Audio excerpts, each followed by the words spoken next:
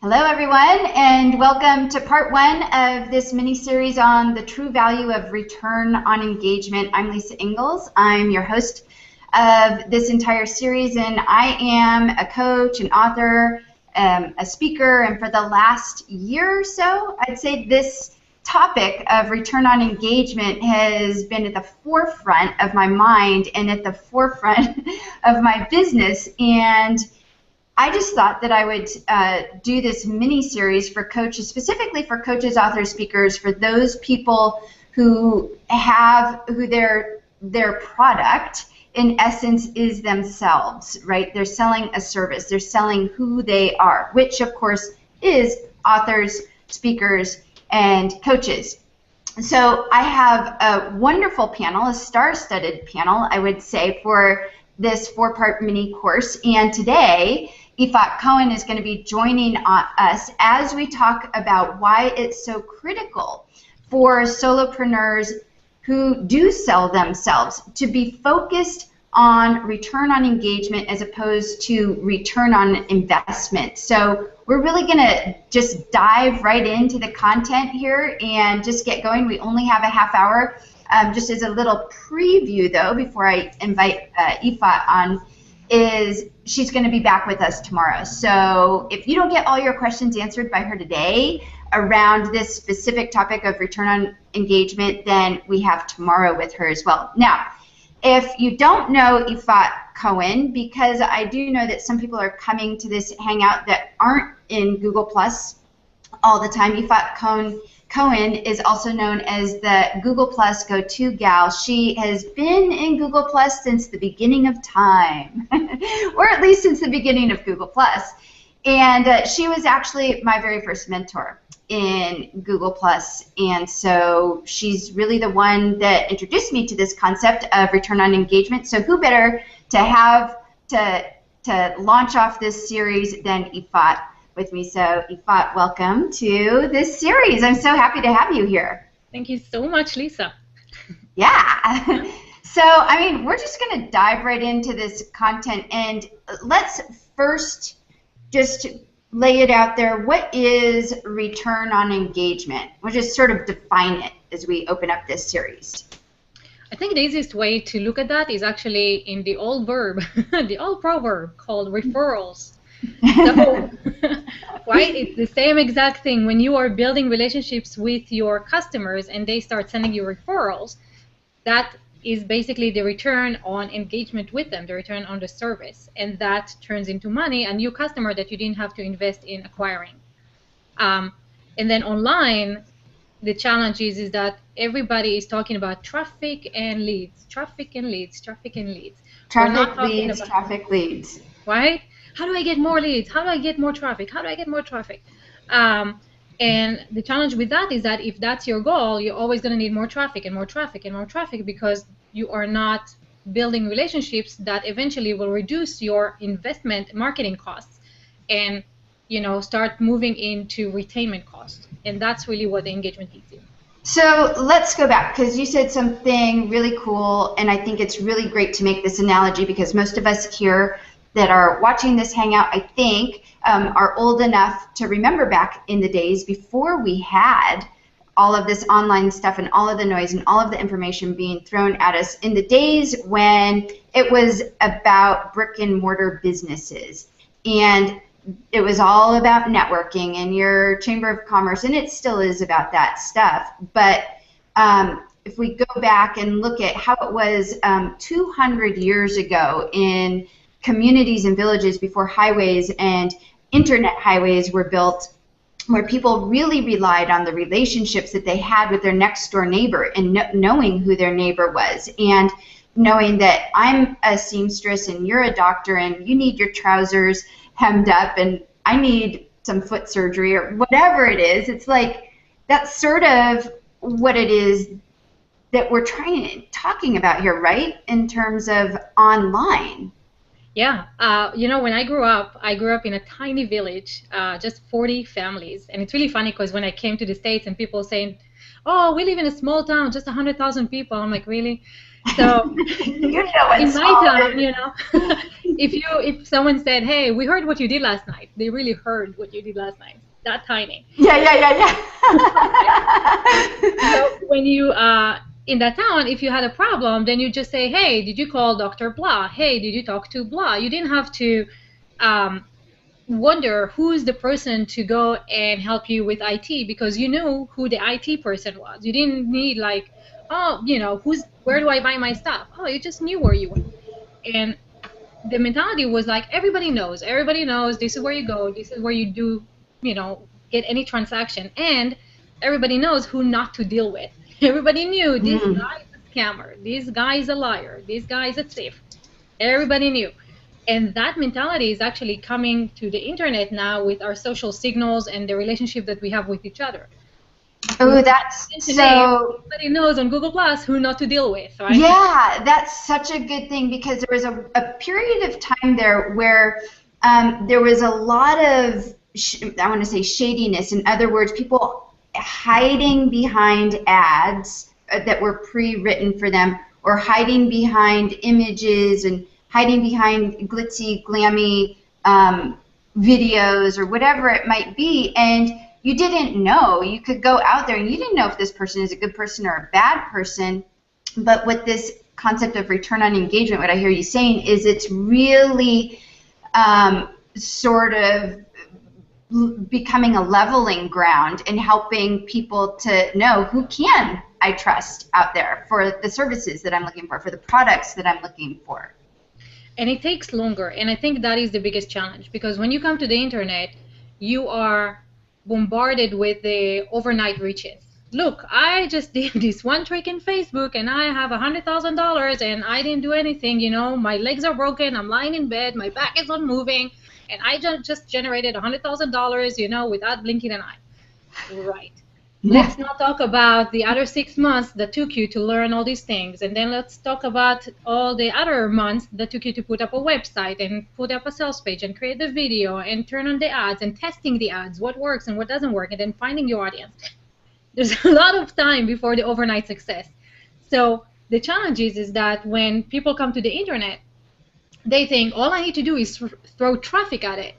And that will solve all my problems. Well, it's not just traffic, it's conversions. And how do people convert? They convert because they trust you.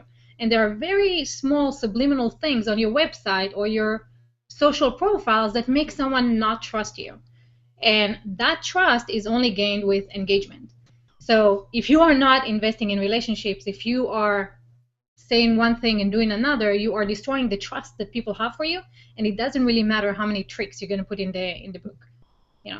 Yeah, yeah, absolutely. And you're saying how everybody's so focused on the conversion and the leads and generating traffic. And I think it was you I was talking to earlier. I think it was a few days ago. And you shared with me, it's not about content that leads to conversion. It's about the conversation that eventually will lead to conversion. And what you're talking about is like the content of people just like throwing in links and blog posts where there's no really conversation happening. And then they're wondering, how come I'm not getting any conversions? How come I'm not getting return on my investment? Well, it's because you have no engagement. Well, you're a great example, Lisa. You developed relationships with people on Google Plus, and then you created a post where you said, "Hey, this is what Google Plus is for me," and you mentioned those people. And that post got over 400 plus ones. How many shares? Like 100 shares, right? Yeah, it was like 180 shares by the end of it. It still gets shared every once in a while. I'm like, oh. And that post started a trend. I don't know if you noticed, but now every newbie out there goes like, oh, that's what I need to do. Let me tell you what Google Plus is, and let me mention all the people that I have big followers, and then they'll share me and I'll get the exposure. Well, it doesn't work anymore. It only worked for you. It worked for you because you were sincere, honest, you really build a relationship, and each mention in your post related to someone, brought someone back to your relationship. It wasn't kind of like a kissing ass type of post. And then people were like, oh, look at that great example. Lisa didn't have any followers. She shared this. Look at all the engagement and all the shares and all that stuff she got. I can do the same thing. No, you can't, because you didn't spend the same time that Lisa did to build those relationships.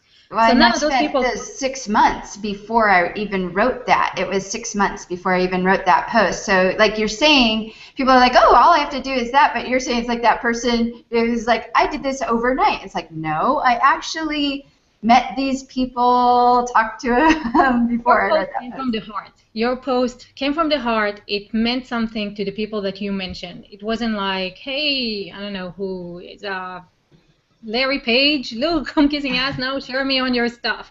It wasn't like that. And because the following posts are happening that same way, the people who are being mentioned don't even comment. They're just like +1, hey, thanks, and they move on.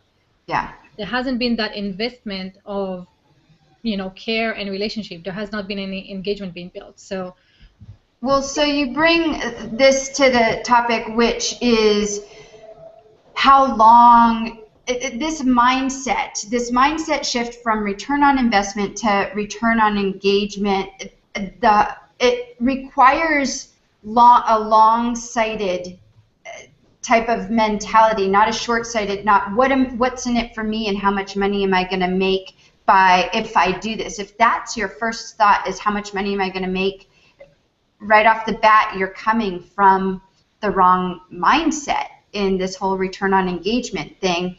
And so I know with people I've talked to in my industry, that's the first objection that I get from people, which is, well, how long is it going to take and how much money will it make me? right. Money is important, and it is very, very important. But there's not a but, it's an and. Money is important, and there are many ways to make money. There are, you can work for it. I mean, you can get a job, you can write a book, you can become a speaker, you can become a known figure, you can coach. There's so many ways to make money. What gets you out of bed in the morning, right? Where is the passion? What is your dream? Like, let's say tomorrow you won the lottery. Now what? You have the money. Now what? Where is that fuel, right? And you are a speaker or a coach because you want to share something with the world. So by sharing it with the world, that fuels you, that changes the world, and the end goal is bigger. The money will still be there. It's not going to go away. You're going to get paid for your efforts, and it's going to grow in time and all that stuff. But how do you get there is, I think, more it's like a life worth living, right? Especially for speakers and coaches. What impact do you leave on the world, right? What's the way where you generate the money? You can steal money, and you will have plenty of money. Just, I'm not encouraging anyone. Just saying. Yeah. There are many ways to get it. This is not the end goal. This is a mean, right, to an end. And what is the end? And the end is when on your deathbed, you're going to look back and be like, okay, who's holding my hand? Who can I call when I'm sad and depressed and I need to, cry? Whose shoulder can I cry on? And who can I celebrate with? Who can I party with? Who can I really, be myself with? Those relationships, by the end of the day, they make your life, right? Moment by moment. Yeah, we could almost call this return on relationship, not return on ROR. And so we're sort of about halfway through the show, and just take a moment here for a break, just to ask you viewers, what is return on engagement for you? Here we are now. That just me posing that question to you viewers, whether you're watching live or in replay, is part of this idea of return on engagement and being in a conversation with each other. And so we'd love to hear your thoughts. Post them so that Ifat and I can answer. I'm really going to be handing all of this over to Ifat, actually, because she's the expert on engagement, and she's done such a fabulous job of it over the last few years, that she's been really active in Google Plus and elsewhere as well. So actually, do you mind if we share, there's a great presentation, and I can share my screen until we get some answers from the audience. Yep. And just to show you guys, this is not woo-woo, up in the air, kind of like, oh yeah, it'll be nice, but I need, the numbers and the traffic. There is actually a scientific method that you can measure the conversations, and awesome. We can dive into that. But yep. There's a presentation on SlideShare that I'll link to in the comments of this event that you guys can follow. And I'll just go very quickly through it because there's a lot of slides and there's a lot to learn from it. But basically, the point is not to track vanity matrix like followers and plus ones, you know, stuff that doesn't actually mean anything to your bottom line, but instead track engagement.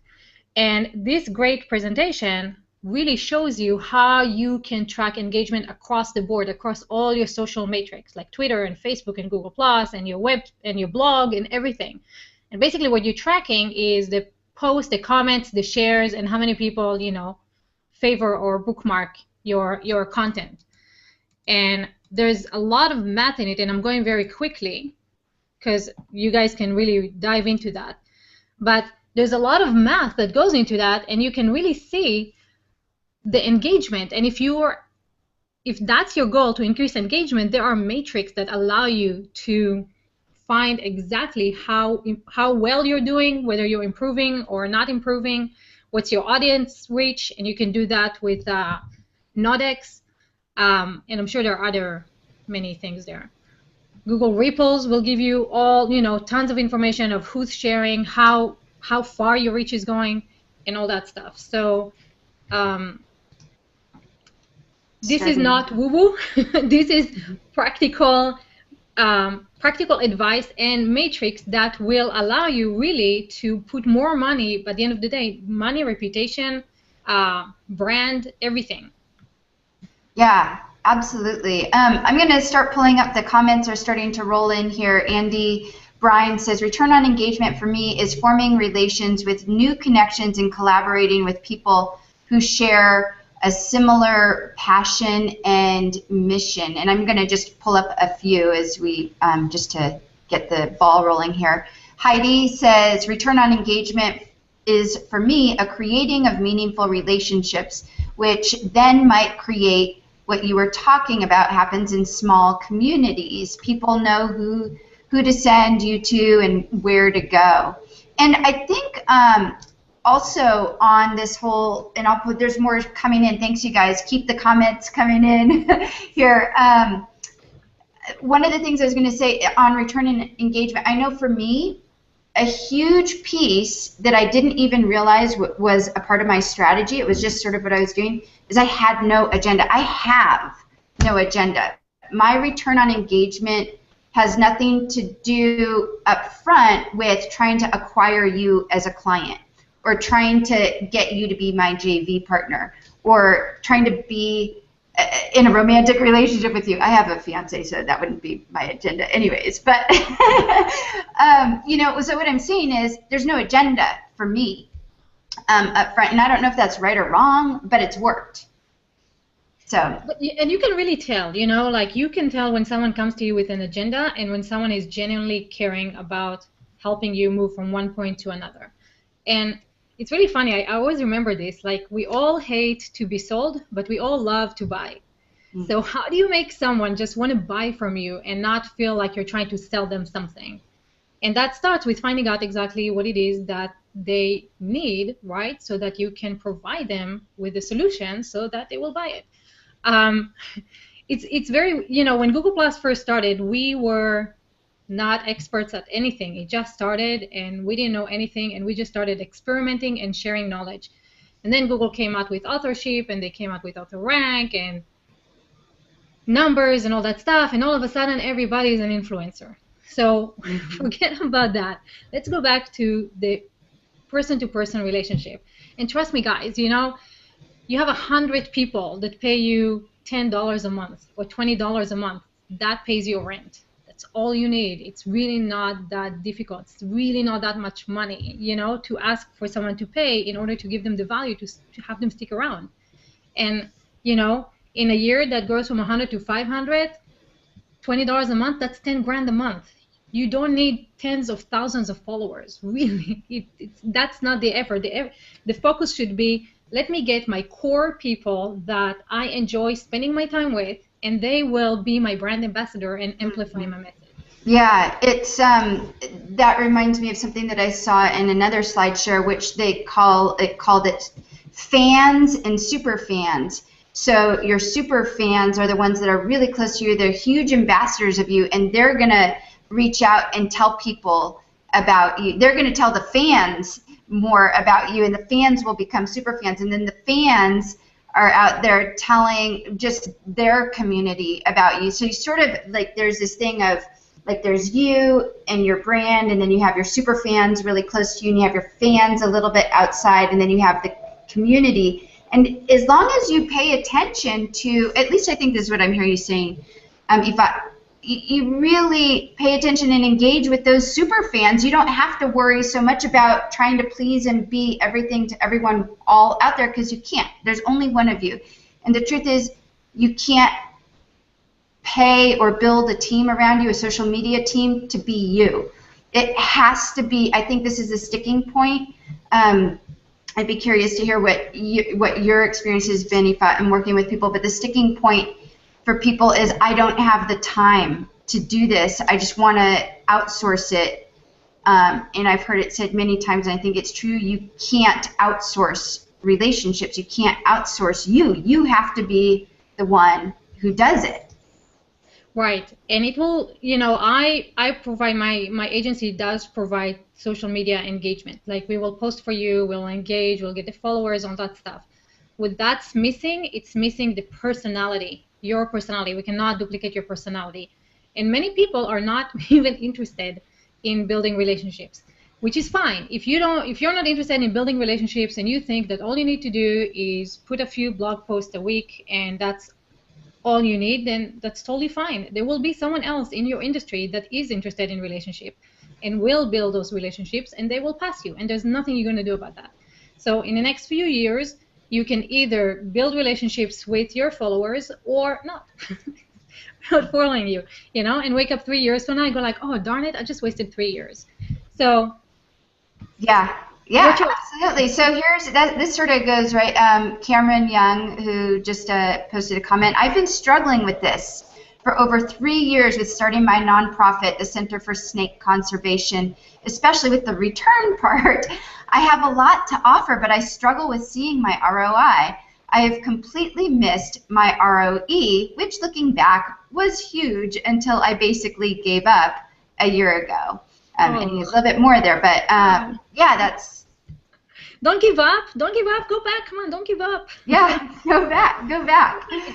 Exactly. And then Jane, I'm going to bring up Jane's comment as well. She says, I love the visual of engagement. I think about cogs connecting and creating motion, and when the cogs don't fit, nothing moves. It's about creating a good fit. Absolutely, Jane. And the visual piece that Jane, I don't know what you're speaking to, Jane, but I know, and we'll be talking about this more in this series, that's one of the cool things that I know Ifat and I love about Hangouts is the visual part of the engagement that we get here. And Ifat has one up, so I'm going to share that as well. So Bruce, I'm going to mispronounce your name, McCallum? Bruce McCallum, yep. McCallum, you're asking, can you share some of the surprises you've had that are examples of engagement that you have experienced?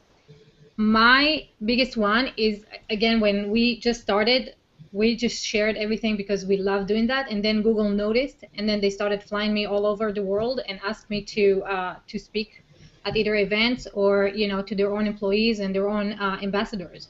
So you never know who's going to find you, see you, and love what you do because you do it out of the heart. You never know, you know. Jason T. Weiser, because of his Hangouts and the way he's running them, he was able to get 5 times as much per contract that he ever got because of the way that he shares information so freely. There's so many examples out there. Oh, Paul Ramsey, he was just hypnotizing at the Budweiser event. They found him on YouTube, and on YouTube he was just sharing, you know, freely. He didn't charge for anything. He was just putting himself out there, sharing the stuff that he loves to do.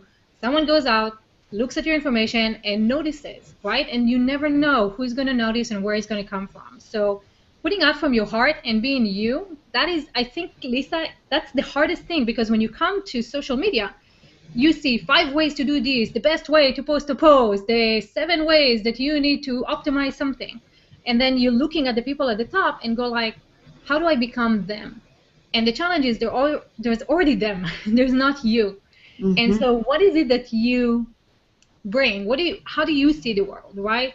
Don't worry about copywriting. Don't worry about oh, it doesn't matter. It's you. Bring yourself out there, and that's going to show, and that's going to attract the people. Yeah, that's so great that you say that. And you guys, on part 3 of this series, we're going to be talking to Mia Voss about authentic engagement, what that means. And I think what you bring up is so critical there, because there is no formula. There's no blueprint for this. You cannot go and get a formula and a blueprint for being you, because you are inherently you already. So there's nothing to do except be you. And I think that is where, for me, at least in my industry, in the coaching industry, it gets confusing, because we see so much out there and we're trying to follow, and we're just trying to build I'm just trying to build my coaching business, and we forget that you can't follow these blueprints and these formulas, because then you just are trying to be the next someone else instead of trying to be you. There are in my new program, everybody knows my name. I'm helping just 10 people go with me through the process of setting up Hangouts and their profile and finding their audience and all that stuff. But the biggest thing about that is that there are a few things that you need to do, but then you have to know what your voice is and who your audience is and how do you engage with them. And what you're going to share is going to be different. The people you're going to follow are going to be different. The stuff that's going to catch your eye is going to be different. The way you read a post and react to it is totally going to be different than the way I will or you, Lisa. Yes. So that will make it, that's where you come in. And, I don't know where, somewhere maybe in middle school or something, we kind of lose ourselves and we start to mimic the teacher or the kids or the football star or the cheerleader or something, right? We're like, oh, we're not good enough, they're great, and we start mimicking and we lose us. And I think this is what you do very well. You help people find their own voice again so that they can participate as themselves, right, in the world. So that's really so valuable. Yeah, and this conversation is just starting, you guys. Thank you so much for all of the comments just flowing in now. We love them, and we'll continue to respond to your comments even after we end here, which is we're actually coming to a wrap. And like I said, we're just beginning this series, and tomorrow Ifat and I are going to be back again, same time, 10 o'clock Pacific time tomorrow, and Ifat is really going to just take the stage and talk more about using Google Plus as a platform for return on engagement for people like me, like coaches, authors, speakers, people who rely on being themselves. Not a product that they've created and can hide behind something and just put the product out there, but people who are selling themselves. And for me, Google Plus was the perfect platform to do that, to build my return on engagement strategy. Now, of course, we're not saying Google Plus is the only place that you need to be, but it's a great place to start. And that's where we're going to be picking up this conversation tomorrow morning at 10 o'clock. So as we wrap up here, Ifat, do you have any final words on the topic that we opened up today with the return on engagement? If you can change the mindset from marketing to engaging, you will be saving yourself so many months in trial and error. Just think, how do I engage? Yeah, you're going to leapfrog actually over all of those internet marketers who've paid a lot of money to buy shiny ads and glitzy videos. I think. I don't know. You know what, Lisa, let's finish with this. You're the best example. You and I met on a course that I did in partnership with an internet marketer. And you had that experience with, you had two experiences, one with me as an engager and one with him as a marketer. Mm-hmm. And who do I have the relationship with now? And who are you working with? And who are you going to, if I ever did anything like that, that was exactly what you needed, and he did exactly the same thing, that was just what you needed, who are you going to go with? Yeah, right. It's exactly. Like I have returning customers, he needs to keep looking for traffic and leads. So yeah, and it does take time, you guys. It does. I've been here a year, but it has been the best experience, the best year I've ever had for my business, my exposure, but more importantly for my relationships, the colleagues I've met, the friends I've made. Yes, I have gotten clients from it too. It's been absolutely amazing. So, Ifat, how can people get in touch with you? Follow me on Google Plus, and then probably, hopefully in a week, gplusgotogal.com, redoing the entire site. Ooh, yay. Awesome. All right, so I'm going to close out this part 1 of the series for today, you guys. Just a quick little note that at the end of all of this, and in the beginning of October, I'm going to do another little mini series, which you can learn about right underneath me, bit.ly. I always get confused when I say that, /Hangout Hero. But be sure to come back tomorrow morning at 10 a.m. to continue this conversation on return on engagement with Ifat Cohen and myself. And just again, as a preview, we have Mia Voss and Denise Wakeman also coming up on our panel. So we'll see you all tomorrow morning. Bye. Bye.